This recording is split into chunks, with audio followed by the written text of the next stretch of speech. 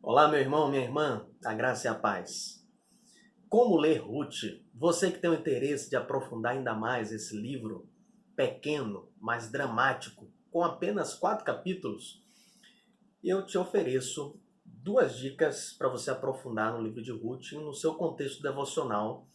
Primeiro, As Boas Novas em Ruth, do reverendo Emílio Garofalo Neto, lançado por editora Monergismo.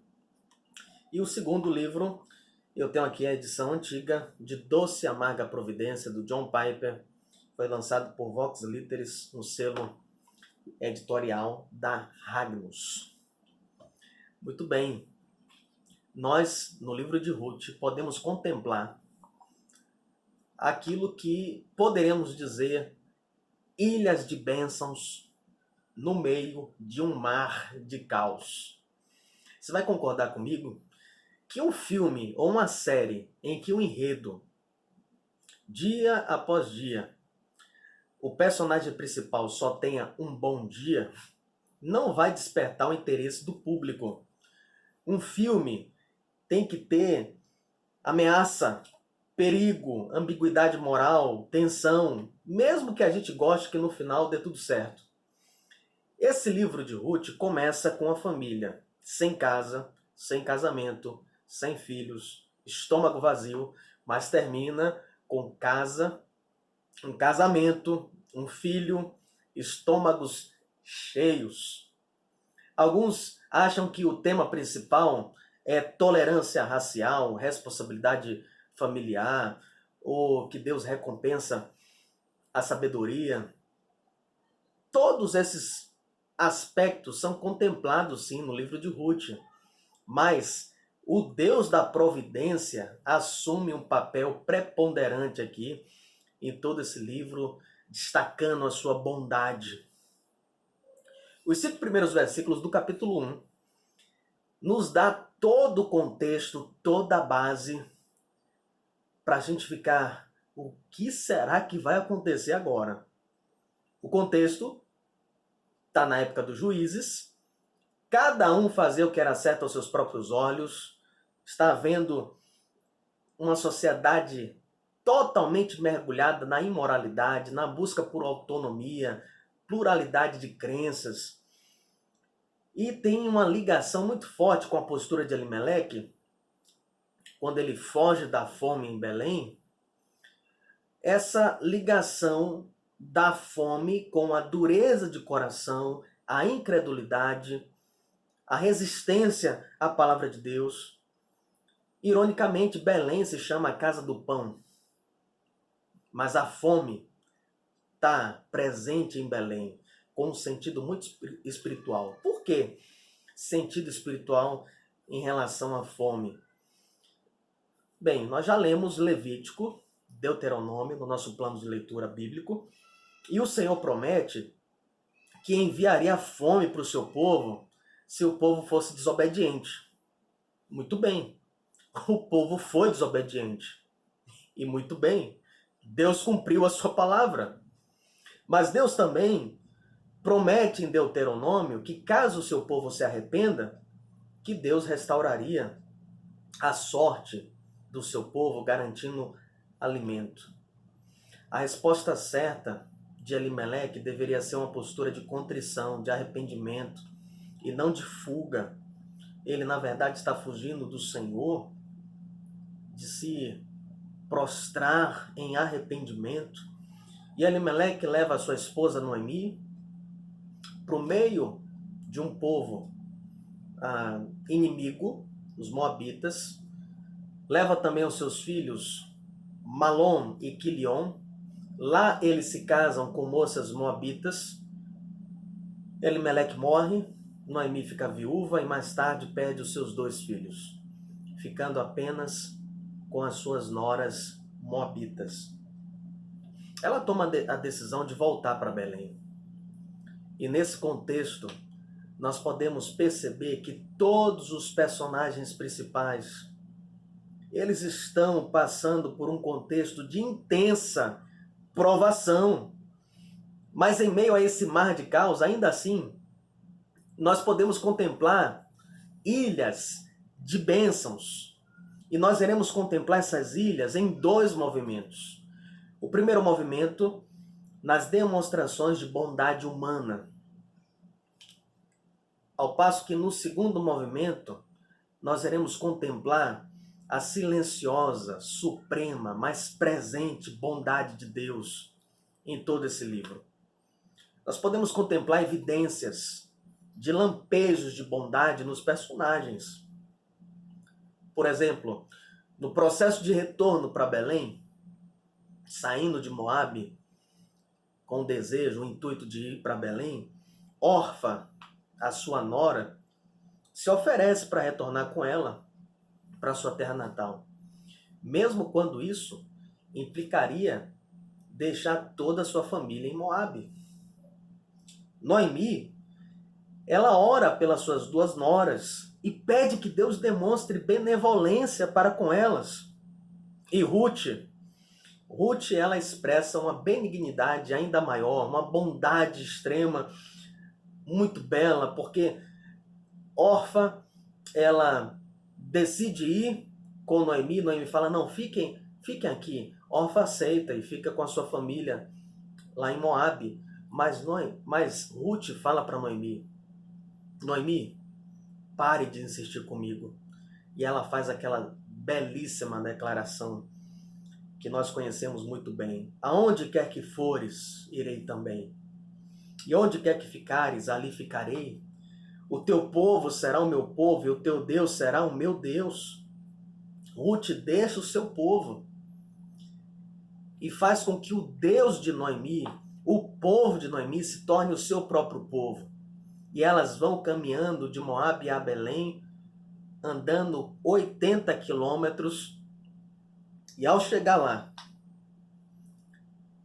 vai começar uma história magnífica de redenção.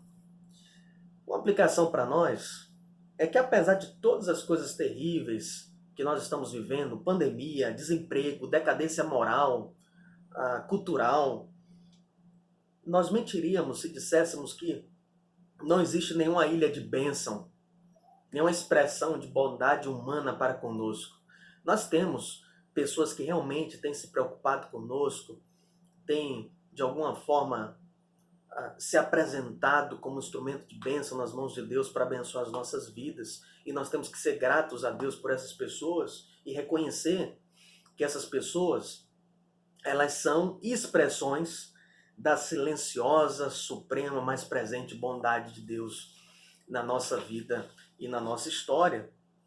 Entre esse movimento das expressões de bondade humana e os lampejos da bondade de Deus, nós podemos nos dedicar a conhecer um pouco mais sobre a postura e a vida de Noemi. Noemi, ela é muito abençoada pelas suas noras. Mas aí vem uma pergunta. O que é que ela recebe das mãos de Deus? Quando Noemi chega em Belém com Ruth, as mulheres de Belém olham assim de longe e falam, será que ela é Noemi? E aí Noemi fala, olha, não me chame mais de Noemi, mas sim de Mara, porque o Todo-Poderoso tornou a minha vida muito amarga.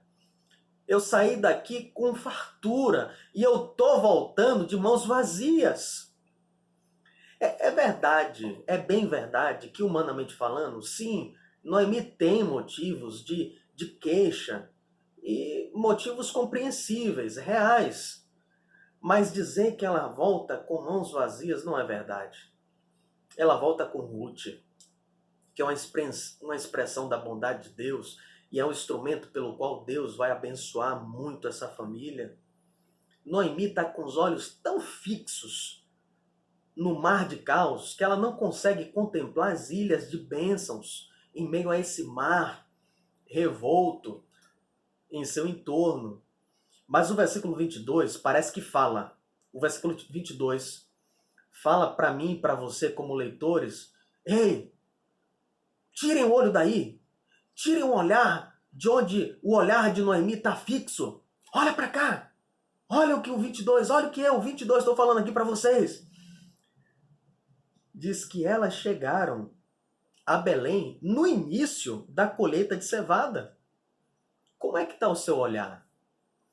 O seu olhar responde de que forma aos eventos difíceis, dolorosos? Será que o seu olhar está focado apenas e tão somente no mar de caos? No contexto difícil que a sua família está passando? Nas decepções, preocupações, inquietações? Ou será que o seu olhar consegue contemplar e se alegrar com as ilhas de bênçãos em meio a esse mar de caos que você tem vivenciado nos últimos dias? Pense bem. William Kuyper, ele tem um hino intitulado Deus se move de formas misteriosas. O objetivo desse hino é nos ajudar a não julgar os caminhos de Deus apenas pelo que podemos ver com os nossos próprios olhos. E olha alguns versos desse hino. Vós, santos tementes, tomem nova confiança. As nuvens que vocês tanto temem são grandes em misericórdia. O que você merece, não dá. E vão rebentar sobre suas cabeças em bênçãos. Não julgue daí da sua pequenez.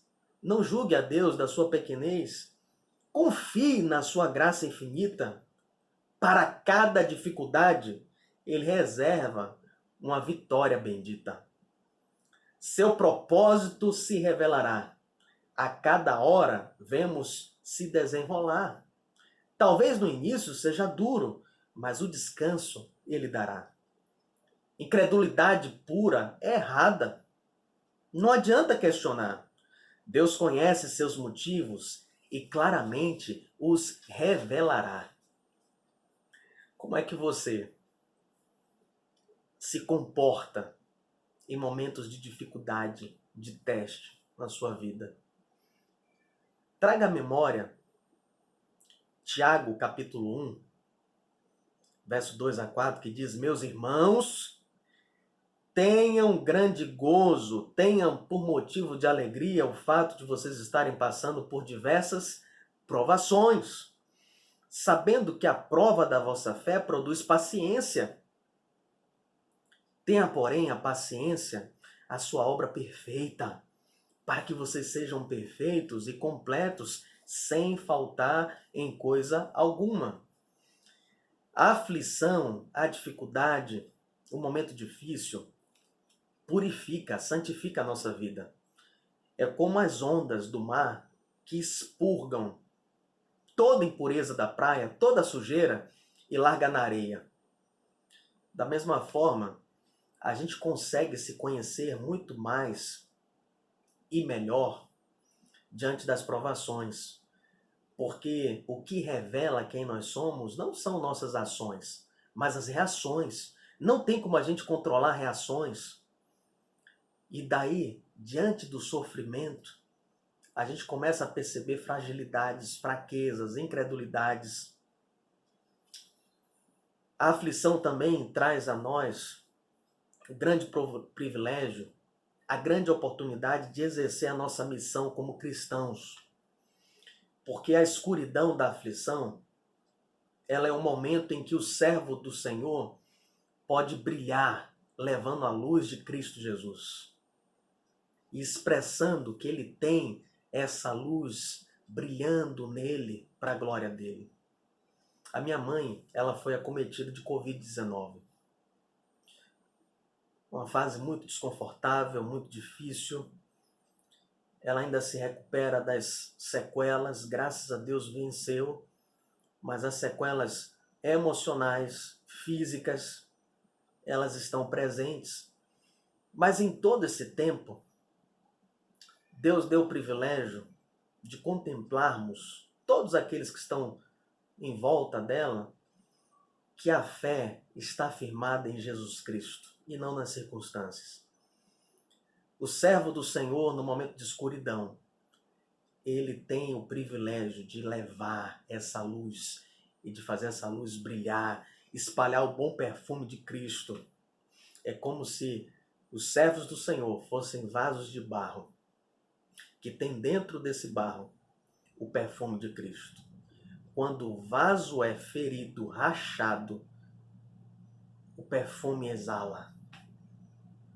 Quando a gente é fraco, a gente é forte.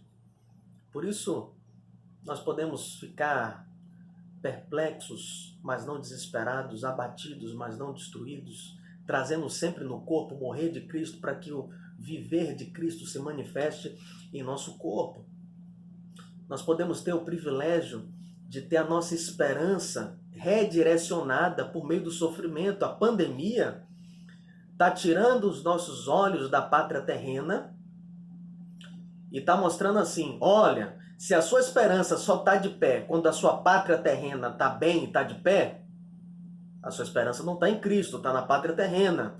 Então, vem todo esse montão de aflições, como se fosse uma espécie de terremoto chacoalhando as nossas estruturas nacionais, pessoais, para redirecionar nossa esperança para a pátria celestial.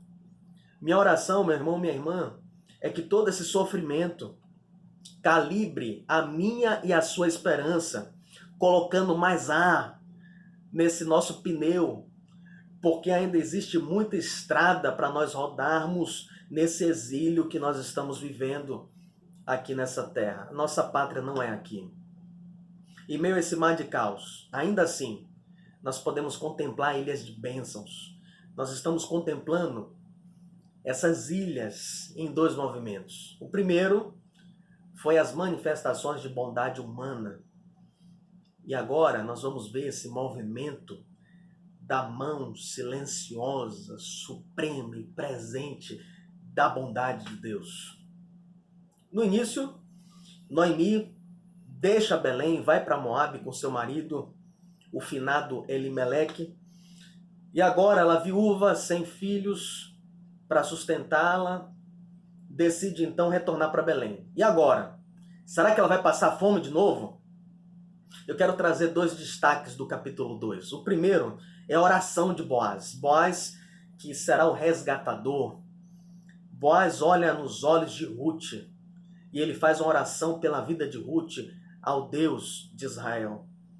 Que o Senhor galardoe o teu feito e seja cumprido o teu galardão do Senhor, Deus de Israel, sob cujas asas te vieste abrigar. E o cântico de Noemi. O cântico de Noemi. Bendito seja o Senhor, que ainda não tem deixado a sua beneficência, nem para com os vivos e nem para com os mortos. Nós podemos ver os lampejos da bondade de Deus, primeiro, por meio da provisão do alimento. Noemi lamenta, e apenas e tão somente lamenta o seu vazio, mas não enxerga as ilhas de bênçãos que o Senhor tem colocado à sua volta. Levítico e Deuteronômio, Deus determina que uma parte da colheita devia ser deixada sempre para os pobres recolherem. Mais tarde, em Deuteronômio, vai falar que os ceifadores não deveriam colher tudo. Devia deixar para os órfãos, para as viúvas, para os estrangeiros. O Senhor traz Noemi de volta para casa no momento certo. Ela vem com Ruth e elas chegam a Belém no início da colheita. E Deus operou por intermédio de Boaz para prover alimento para Ruth e para Noemi. No capítulo 2, quando Ruth conta para Noemi que ela colheu no campo de Boaz, Noemi, jubilosa, faz aquele cântico maravilhoso, bendito seja o Senhor, que não esqueceu a sua bondade nem para os vivos e nem para com os mortos.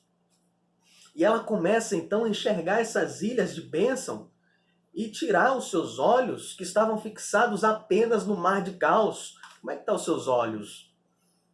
A segunda expressão da bondade de Deus é a provisão de um marido. Por quê? Olha só, Noemi está destinada a ficar sozinha. Perdeu o marido, está viúva, perdeu os filhos. E uma mulher, nesse contexto, sozinha, é sinônimo de ruína e de desamparo. Aí entra a necessidade de procurar um marido para Ruth. E esse poderia ser chamado o centro da história. Você pode perceber isso no capítulo 3 até o início do 4. Capítulo 1, a gente poderia dizer que é a introdução, o 4 a conclusão, o 2, Deus providenciando alimento, e o 3, Deus providenciando um marido.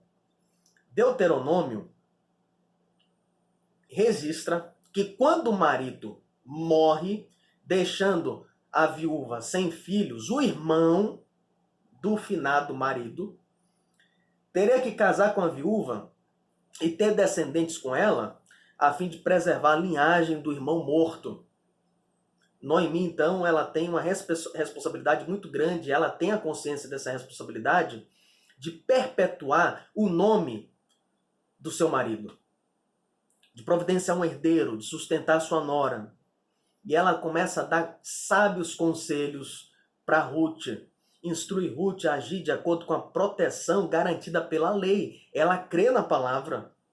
E de acordo com a lei judaica, dada a Moisés, Ruth tem o direito de pedir para Boaz, o seu resgatador, que ele a resgate. E Levítico diz que a missão do resgatador, além de preservar a descendência da família, é também de suprir a necessidade de pobreza e de falta de terra, a falta da casa.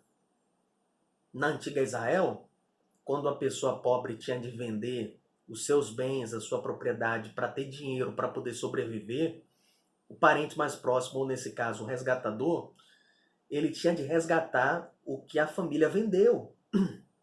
Essa lei, irmãos, é tão bela que ela garantia que ninguém ficasse sem terra e que ninguém ficasse condenado a um ciclo de pobreza. Era uma preservação da igualdade social e um repelente contra a desigualdade social. Tudo que nós passamos nas nossas nações hoje é consequência da gente não seguir os conselhos maravilhosos da lei do Senhor. No capítulo 3, Boaz concorda em estender a aba da roupa sobre ela. E isso é muito belo, porque a palavra usada para aba, você vai lembrar quando Ruth deita aos seus pés e ela pede para ele lançar a aba e ele concorda com isso. É a mesma palavra usada por Boaz na oração que ele faz por ela no capítulo 2, traduzido por asas. Ou seja, o Senhor te recompense, Ruth, e que o Senhor, o Deus de Israel, o dono das asas que você veio se abrigar, abrigue você. Boaz é a resposta da própria oração dele. Ele vai ser o instrumento pelo qual Deus vai estender as suas asas. Deus vai usar as abas das vestes de Boaz, o resgatador. E então, existe um remidor mais próximo. Boaz consegue repelir esse cabra aí. Assim, tomou Boaz Ruth e ela lhe foi por mulher. E vem então a terceira expressão da bondade de Deus na provisão de um filho. Ele a conheceu intimamente. E o Senhor permitiu que ela engravidasse. E ela deu à luz um filho. Então as mulheres disseram a Noemi: Bendito seja o Senhor, que hoje não te deixou sem resgatador, Noemi. E Noemi pegou o menino, colocou no colo e passou a cuidar dele. Meus irmãos, além de Deus dar casa e alimento, ainda vem um clímax no coração de Noemi, que é essa maravilhosa e graciosa expressão da bondade de Deus em conceder Obed, esse menino que está agora deitado no colo de Noemi para que ela possa cuidar. Agora, Obed não é apenas um filho. qualquer. Quem é Obed? Quem é essa criança? Veja bem, Ruth, Noemi e Boaz viviam na época dos juízes, onde não havia rei, líder em Israel. Cada um fazia o que achava certo aos seus próprios olhos. Deus usa essa pequena, fraca e improvável família para preparar a nação para ter um rei, e um rei segundo o coração de Deus. Quem é esse rei? E chamaram ao menino Obed. Este é o pai de Jessé, pai de Davi. Essa é a quarta expressão, quarto lampejo da bondade de Deus, que é a provisão de um rei, e um rei segundo o coração de Deus, Davi. Ruth, a vovó de Davi, é uma moabita, um povo terrível, o povo que enviou Balaão para poder amaldiçoar Israel em números.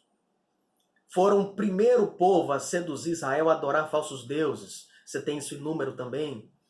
E Elimeleque, o vovô do rei Davi, ele é aquele que leva a sua família para esse povo, permite seus filhos casarem com elas, com as filhas dos moabitas, e é uma transgressão muito clara da lei, Deuteronômio 7, versículo 3. Mas por que então Boaz casa com Ruth e isso é correto? É porque Ruth, ela não é mais apenas uma moabita, ela é a viúva de um israelita. E Deus tem uma preocupação muito especial com viúvas, estrangeiros, sem teto.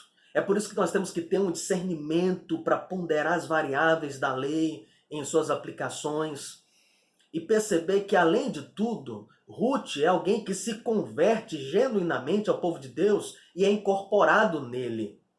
Ela segue o Jeová, o Senhor, o Deus de Israel, e ela se refugia nas asas do Deus Todo-Poderoso, Criador dos céus e da terra.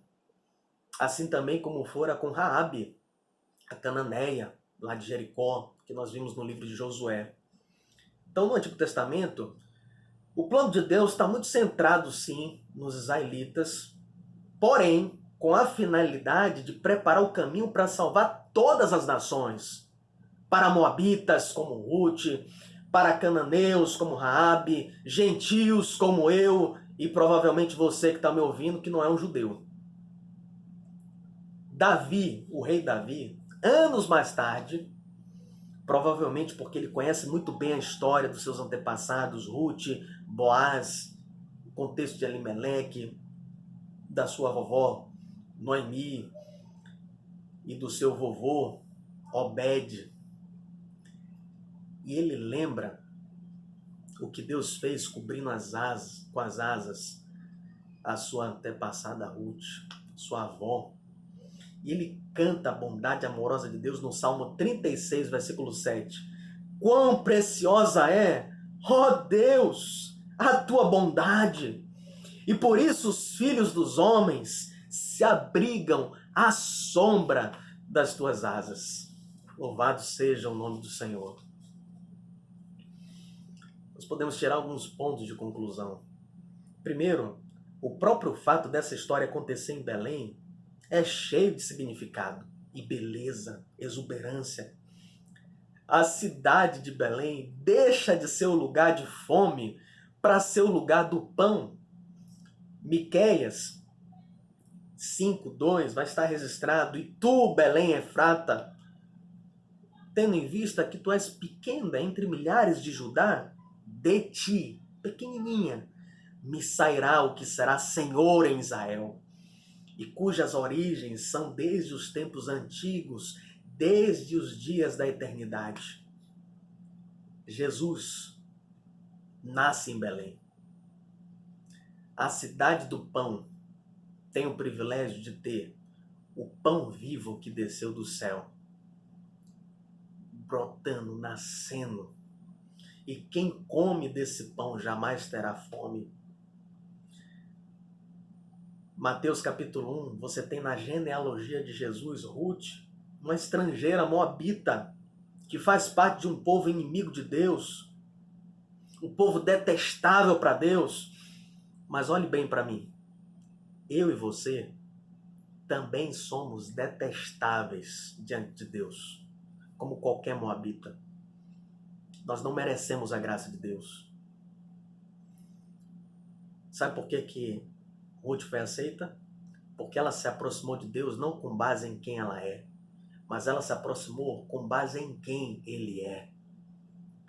Eu e você, assim como Ruth, podemos nos aproximar do pão vivo que desceu do céu, Jesus, mas não com base em quem eu e você é, não com base em quem nós somos, mas nós temos que ter a postura de falar: Senhor, eu me aproximo do Senhor com base em quem Tu és, em uma migalha que cai da Tua mesa, Senhor.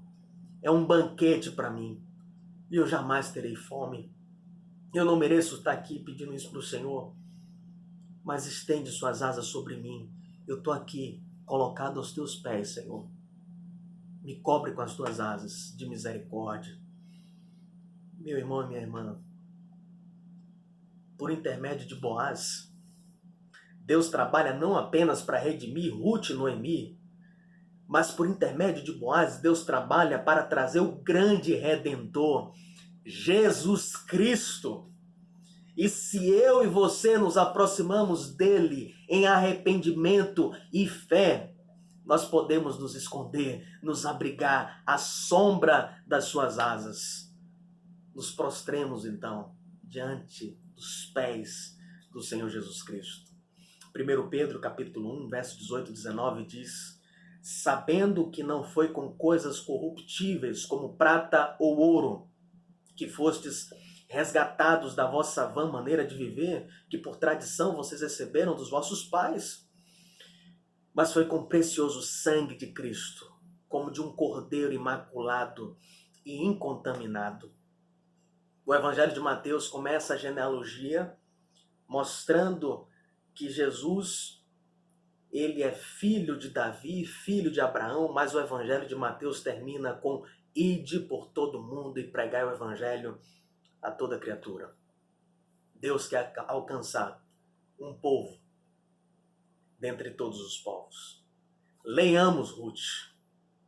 Possamos ler Ruth com muita alegria. 4 capítulos, mas uma riqueza insondável de júbilo por Jesus Cristo. A minha esposa, Sara, ela nos deu um resumo da leitura que ela fez lá no nosso grupo no WhatsApp. E eu queria pontuar aqui. Capítulo 1. Apesar da amargura das tragédias, Deus demonstra seu amor por meios improváveis. Na amargura, não enxergamos os instrumentos que Deus tem nos dado. Capítulo 2. Deus não deixa de agir com misericórdia naqueles que se refugiam nele. Capítulo 3. No meio do caos, precisamos de um resgatador. Não podemos resgatar nós mesmos. Capítulo 4. O livro termina com uma grande genealogia. Por quê? Porque uma história menor aponta para uma muito maior. Ruth não é o centro da história. Nós não somos o centro da história. Ele é o centro da grande história. Jesus Cristo, o verdadeiro e melhor resgatador. Que você seja convicto, meu irmão, minha irmã, em nome de Jesus, que nesse mar de caos existem ilhas de bênçãos. Cristo Jesus, ele é a principal ilha, ele é o porto seguro. A minha esperança é que essa reflexão tenha sido um farol, sinalizando com a luz no mar de escuridão que você está. Jesus está aqui. Se esconda nas asas dele. Que essa reflexão seja um sinalizador na escuridão do mar. Ali tem terra firme. A ilha de bênção está lá. Jesus, que você seja chamado a atenção com essa mensagem. Se arrependa Creia no Senhor. Lance fora a preguiça espiritual, a apatia, a indiferença. Se lance, se arrependa e creia no Senhor Jesus. Viva os princípios dele como Senhor, aquele que dita o direcionamento da sua vida e da sua existência. Jesus Cristo, ele é o nosso resgatador, o nosso redentor. Que Deus te abençoe em nome de Jesus.